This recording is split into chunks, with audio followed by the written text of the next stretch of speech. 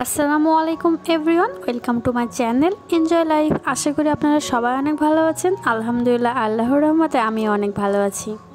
আজকের রেসিপিটা যেমন মজার তেমনই সহজ করে শেখানোর চেষ্টা করেছি। এনজয় লাইফ উইথ বেস মানে সহজ পদ্ধতি। চলুন তবে শিখে নিই আজকের রেসিপি।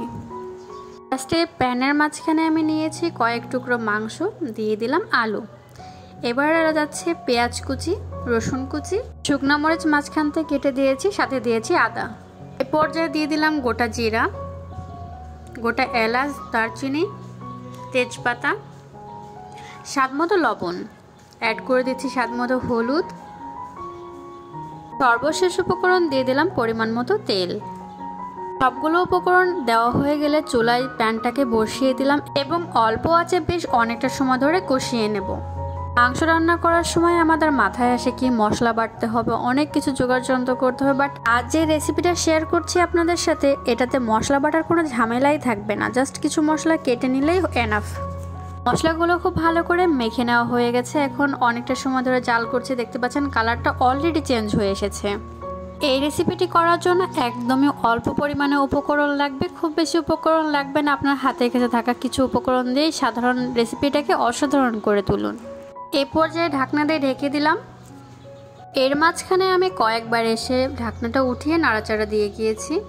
এই রেসিপিটা তৈরি করার সময় একটু খেয়াল রাখতে হবে যাতে তলে লেগে না যায় বা পুড়ে না যায়, তাহলে কিন্তু ব্যাড স্মেল আসবে। ওর যে সঠিক স্মেলটা, সেই স্মেলটা পাওয়া যাবে না।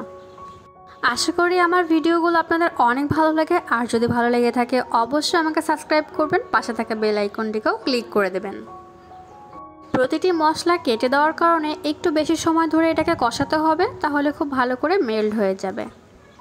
অনেকক্ষণ কষানোর পরে যখন দেখতে পাবেন যে মশলাগুলো খুব ভাজা ভাজা হয়ে গেছে, এ পর্যায়ে আপনারা পরিমাণ মতো পানি অ্যাড করে দেবেন। এই রেসিপিটাতে কিন্তু জাস্ট একবারই পানি অ্যাড করতে হবে। মাংস সেদ্ধ হওয়া থেকে লাস্ট পর্যায়ে যতটুকু পরিমাণ তরকারি আপনি রাখতে চান অতটুকু পরিমাণে পানি আপনি দিয়ে দেবেন। অলরেডি কষানোর কারণে কিন্তু মাংস প্রায় সিদ্ধ হয়ে এসেছে। অল্প পরিমাণে পানি অ্যাড করলে যথেষ্ট। পানি অ্যাড করার পরে খুব ভালো করে মিক্সড করে দিতে হবে মশলার সাথে পানিটাকে।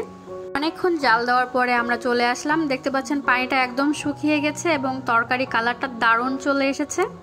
এই রেসিপিটা শুধু দেখতেই সুন্দর না, এটা কিন্তু খেতেও দারুণ মজার হয়েছিল। ফ্রেন্ডস, আপনারা কালারটা দেখলেই বুঝতে পারছেন যে কতটা মজার হয়েছিল তরকারিটি। আপনাদের হাতে যদি সময় কম থাকে তাহলে আপনারা এভাবে ট্রাই করে দেখতে পারেন। আশা করি আপনাদের অনেক ভালো লাগবে। নতুন কোনো রেসিপি জানতে অবশ্যই আমাকে কমেন্ট বক্সে কমেন্ট করবেন। আমি চেষ্টা করব আপনাদের ইচ্ছে অনুযায়ী রেসিপি শেয়ার করতে। ভিডিওর প্রথম থেকে শেষ পর্যন্ত আমার সাথে থাকার জন্য অসংখ্য ধন্যবাদ। আজ এই পর্যন্তই। আল্লাহ হাফেজ। আসসালামু আলাইকুম ফ্রেন্ডস।